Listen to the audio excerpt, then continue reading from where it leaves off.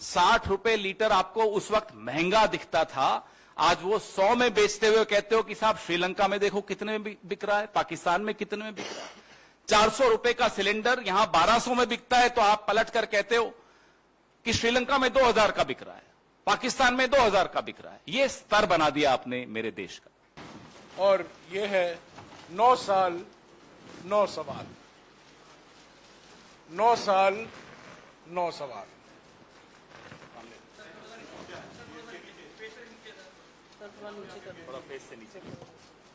9 साल 9 सवाल।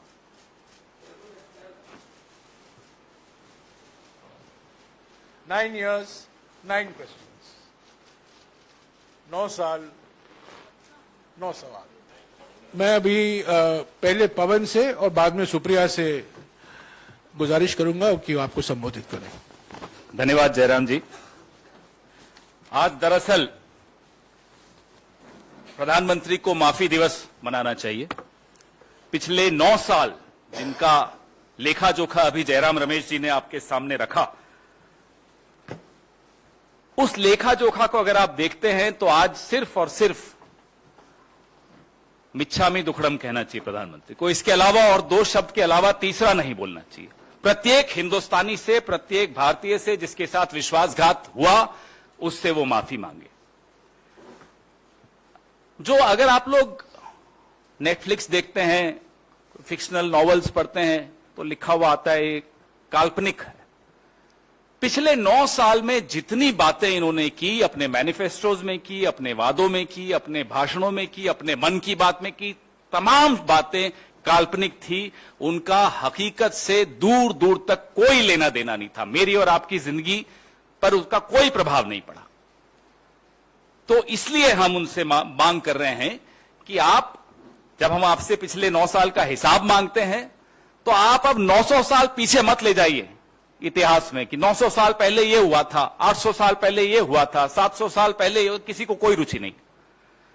सब यह जानना चाहते हैं कि पिछले 9 साल में आपने क्या किया। जो पेट्रोल ₹60 लीटर आपको उस वक्त महंगा दिखता था, आज वो 100 में बेचते हुए कहते हो कि साहब श्रीलंका में देखो कितने में बिक रहा है, पाकिस्तान में कितने में बिक रहा है।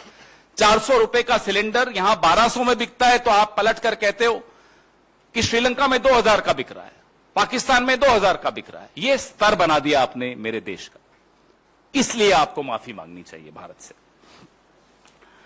किसानों की आय पर जयराम रमेश जी ने एक सवाल पूछा, दुगनी छोड़ दीजिए। अब तो किसान कहते हैं जो उस वक्त थी ना, बस उतनी भर हमें मिल जाए वापस तो वही बड़ी कृपा होगी।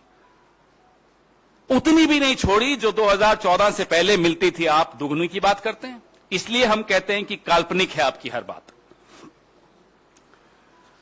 कोरोना काल में हम सबने त्रासदियां देखी, ऑक्सीजन नहीं, साहब जो थे हजारों की भीड़ इकट्ठी करते थे, शाम को जूम कॉल पे मास्क लगा के बैठ जाते थे।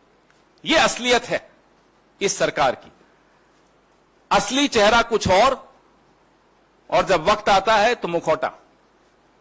तो मुखौटे और चेहरे का जो द्वंद्व है, पिछले 9 साल में वही इस देश ने देखा, कुछ नया नहीं देखा। हम फिर से मांग करते हैं कि आज से लेकर 31 मई तक जितने भी आयोजन करें, माफी जरूर मांगे इस देश से विश्वासघात के लिए जो इस देश के साथ पिछले 9 साल में हुआ है। धन्यवाद।